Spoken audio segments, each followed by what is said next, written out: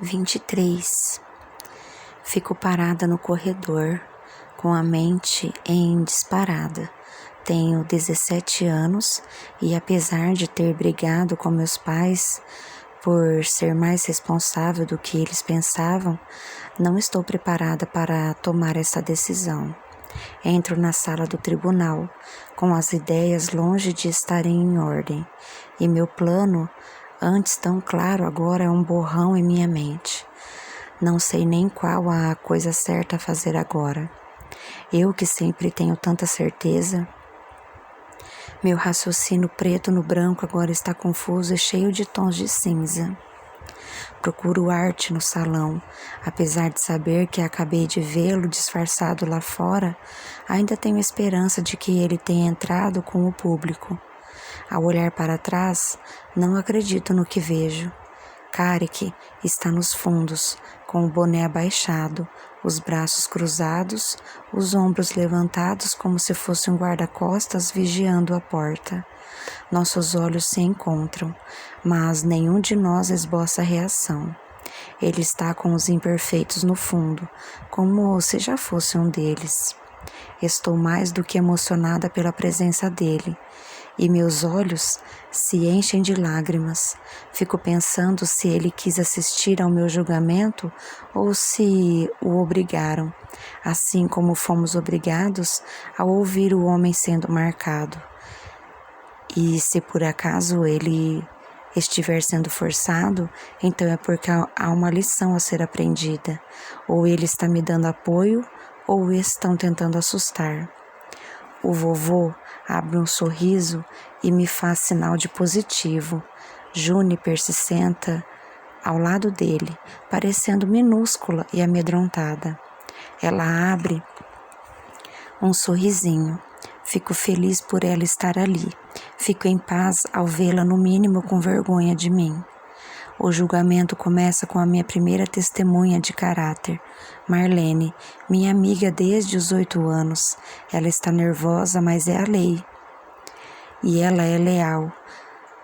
Contanto como eu sempre fui consciente e bem comportada, mesmo quando estava perto de pessoas que não eram.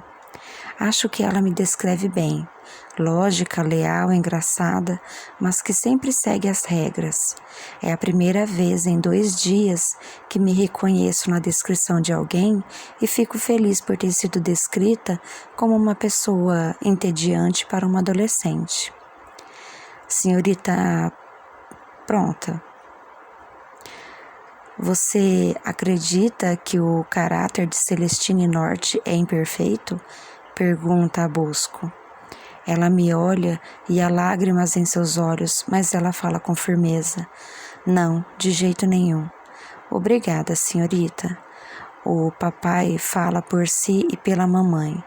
Ele contou que me levava para o trabalho com ele na estação de TV quando eu era mais nova e que teve de me tirar da sala de edição porque eu queria que tudo saísse perfeito e ficava apontando os defeitos e os erros da continuidade. Celestine tem uma mente lógica, ela é uma matemática, tem notas altas na escola, quer estudar na faculdade de matemática na universidade do município e suas notas de dezembro mostram que ela vai muito além do exigido. Ela é uma jovem muito inteligente, um prazer de ter como filha. Ela gosta das coisas no seu devido lugar, soluciona os problemas usando teoremas. Ela segue as regras. Sorrio para o papai. Esta sou eu. A juíza Sanches olha para o papai com aquele batom vermelho que pode ser visto lá da lua e sorri com um quê de malícia. Realmente, Sr. Norte, mas gostaria de criar Kaplansky quando ele fala sobre matemática. O mais interessante não é quando algo é comprovado, e sim quando um novo conceito nasce. A matemática usa conceitos básicos, mas as múltiplas variações levam a várias teorias abstratas. É este o tipo de mente que sua filha tem, Sr. Norte? A mente que cria novas teorias, novos conceitos, corre riscos e vai contra a corrente? O papai pensa nisso e olha para mim. Não, ele para. Jamais diria que Celestine faz o tipo que vai contra a corrente, jamais. Entendo o que ele diz. Ir contra a corrente nessa circunstância é ir contra si mesma. Nunca serei o tipo de pessoa que não faz aquilo no que acredita. Ele está me dizendo para seguir meu coração. A juíza Sanches sorri e ouve a mesma coisa que ouço. E quanto a você, Sr. Norte? Pergunta ela com seu tom de voz meloso. Nossos filhos têm a capacidade de nos surpreender? Eles mudam sem que percebamos? O papai me olha e é quase como se me visse pela primeira vez. Fico pensando no que é que ele vai dizer. Bosco interrompe irritado. O que a juíza Sanches está perguntando? Senhor Norte, é se você acredita que o caráter da sua filha Celestine é imperfeito. O papai se vira para encará-lo. Não, senhor, sob hipótese alguma minha filha é imperfeita, diz ele, se esforçando ao máximo para não deixar transparecer a raiva, quando sei que tudo o que ele quer é se levantar, gritar e dar um soco em quem estiver mais perto. Obrigado, Sr. Norte.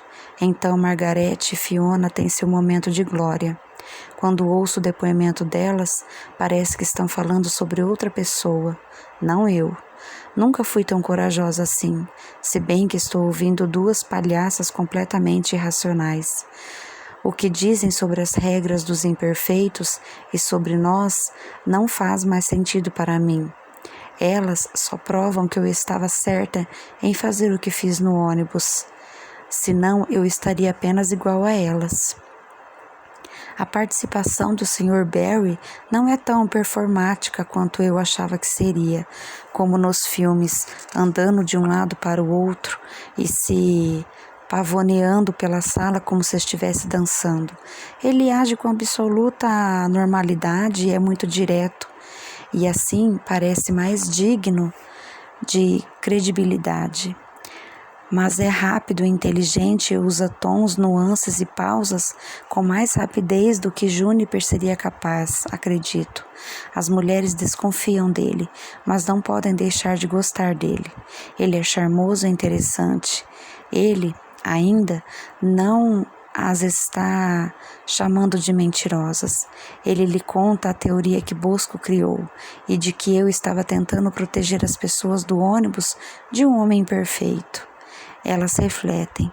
A primeira, Margarete, diz que é possível. A segunda, Fiona, a de muletas, é firme em dizer que não é o caso. Não me importo com a história que a defesa está tentando contar, diz Fiona. Não sofro lavagem cerebral. Sei o que ouvi. Aquela menina, ela apontou com a bengala para mim, ajudou aquele imperfeito a se sentar.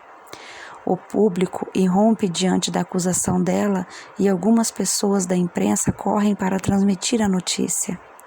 Bosco anuncia que o circuito interno do ônibus durante o evento, quando pedido pelo tribunal, infelizmente estava com defeito e por isso não podia ser considerado prova.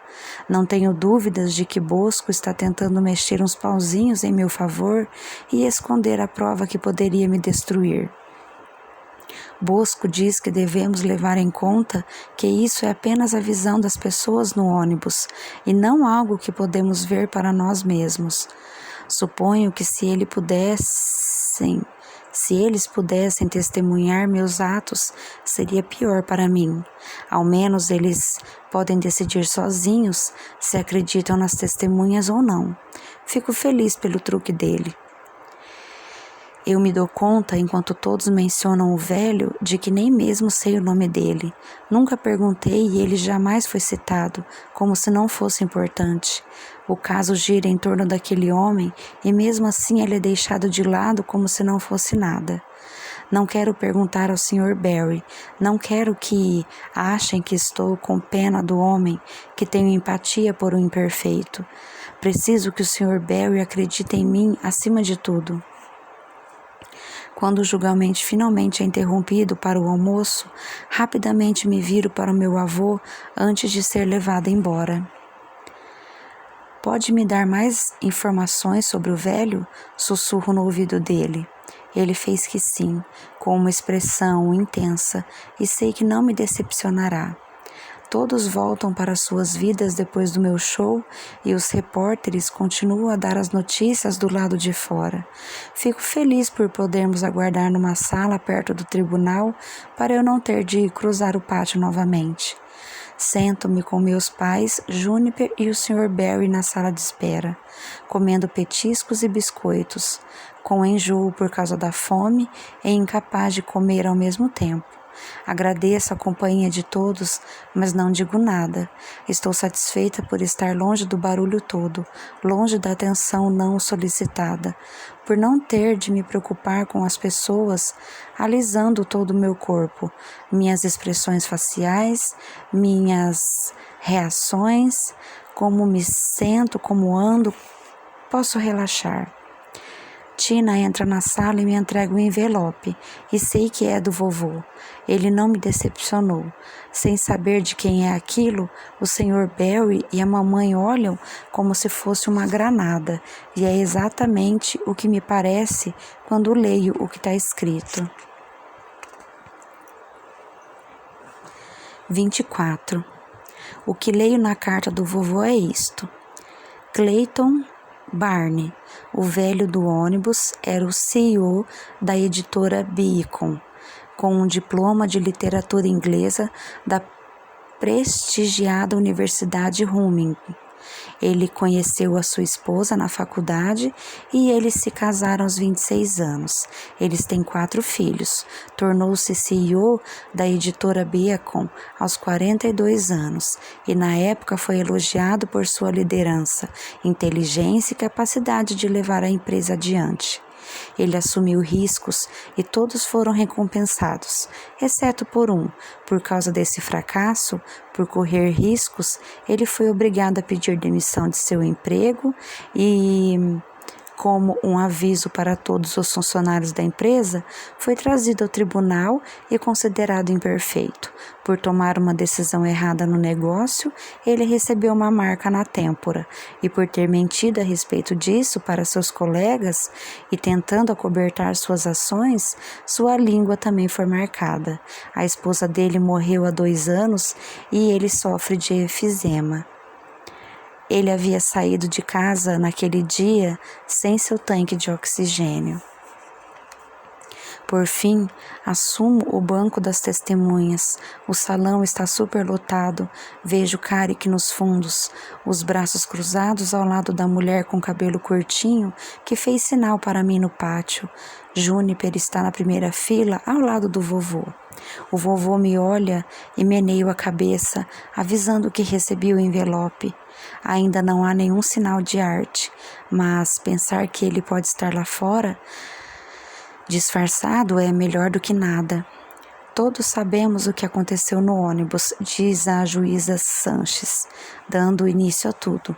Já ouvimos a história várias vezes nos últimos 2 dias e poderíamos passar mais 2 dias ouvindo os testemunhos de mais 30 pessoas que estavam no ônibus e viram a mesma coisa.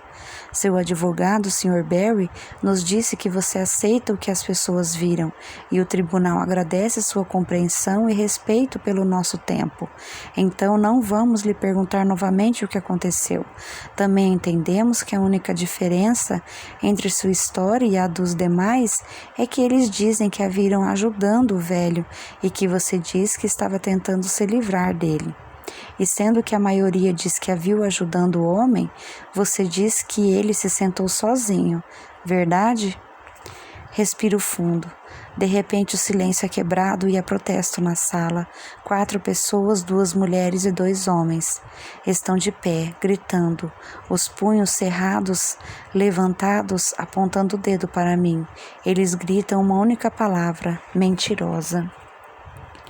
Gritam várias vezes: mentirosa.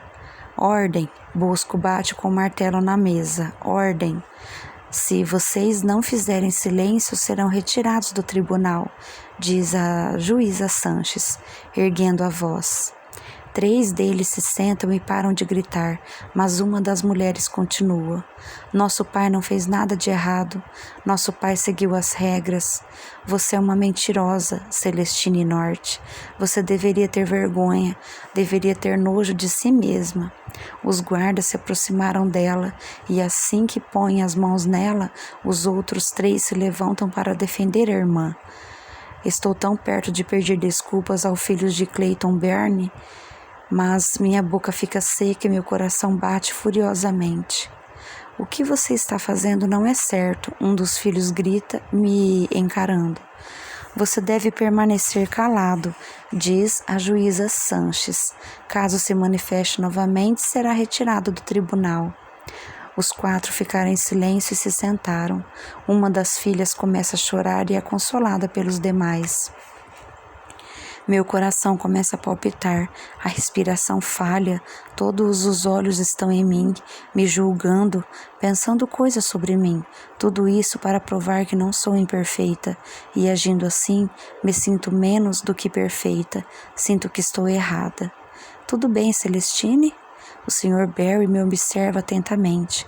Meus olhos percorrem o salão enquanto conto as pessoas que estou decepcionando. O vovô, Júniper, o papai e até mesmo o Carrick nos fundos. Eles que agora devem saber que estou mentindo. E a mulher de cabelo curto que me cumprimentou com um meneio de cabeça nos 2 dias. Art, que está esperando por mim em algum lugar lá fora, que me disse para fazer exatamente o que o Sr. Barry mandou. Eu mesma, as pessoas que decepcionarei ao admitir ser imperfeitas são bem menos. Minha cliente pode tomar um copo d'água? Pergunta o Sr. Barry. Minha mente gira ao vê-lo enchendo um copo e me trazendo a água. Bebo um gole, a mente ainda toda, e de repente noto que o Sr. Barry está tentando chamar minha atenção. Os juízes estão falando comigo, mas não os ouço. Desculpe, o que disse? Pergunto, voltando ao tribunal. Eu disse o que deu em você, Celestine. É uma pergunta simples, não? A juíza Sanches está me olhando por sobre a armação dos óculos, que combina com seu batom. Era uma pergunta que a minha mãe fizera e que inúmeros outros também fizeram. O que deu em mim? Nunca tive uma resposta para isso, mas agora eu tenho. Não é a resposta que ensaiei com o Sr. Barry, mas são as únicas palavras que minha boca me permitem dizer. Ele me lembra meu avô, digo, e é como se o ar tivesse se esvaído da sala. Nenhum som. Vejo Carrick se ajeitando nos fundos, ainda mais alerta do que antes. Agora vejo os olhos dele, que estavam escondidos por sobre o boné. Ele está olhando diretamente para mim. De alguma forma, tê-lo olhando para mim fez com que eu me sentisse mais forte. O velho, o nome dele é Clayton Byrne, digo, mais perto do microfone, a primeira vez que o nome dele é mencionado. Quando Clayton entrou no ônibus, pensei que era meu avô. Penso em como me senti quando ele começou a tossir. Ele estava tossindo e pensei que ele iria morrer. Não me importei com o fato de ele ser imperfeito. Eu só vi uma pessoa, um ser humano que me lembrava meu avô, a quem ninguém estava ajudando. Então, para responder a sua pergunta, o que deu em mim, a resposta é compaixão e lógica. Ele não se sentou, eu o ajudei a se sentar. Na hora, falo a todos agora, querendo que entendam. Achei que era a coisa certa a fazer. Balbúrdia, confusão, barulho, marteladas e mais marteladas na bancada. 25. Olho em volta e o que vejo é insano. A imprensa está lutando para sair e fazer suas reportagens urgentes. Algumas pessoas estão de pé, apontando as mãos na minha direção com repulsa. Os que me deram apoio se sentem traídos. Vejo minha amiga Marlene esconder o rosto com as mãos. Ela me defendeu e eu não correspondi. Os imperfeitos nos fundos parecem verdadeiramente emocionados, alguns com raiva por eu ter levado isso longe demais, por ter permitido que o nome de Clayton fosse denegrido por um dia sequer. Minha mãe chora e é consolada pelo papai, que apoia a cabeça dela em seu peito e a embala ao mesmo tempo que abraça Juniper, que olha para o chão surpresa. Em meio a toda loucura, o vovô se levanta e aplaude com um sorriso de orgulho no rosto. Concentro-me naquela expressão, naquele rosto, enquanto por dentro minha mente e meu corpo tentam lidar com o que tinha acabado de fazer. Os juízes batem com seus martelos, tentando serem ouvidos pelo público, um tentando ser mais ouvido do que o outro.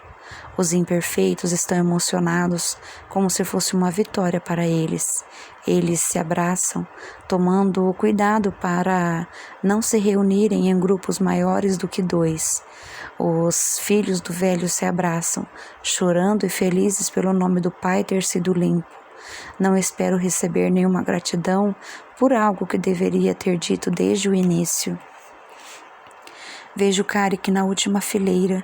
Ele tirou o boné e empinou o nariz.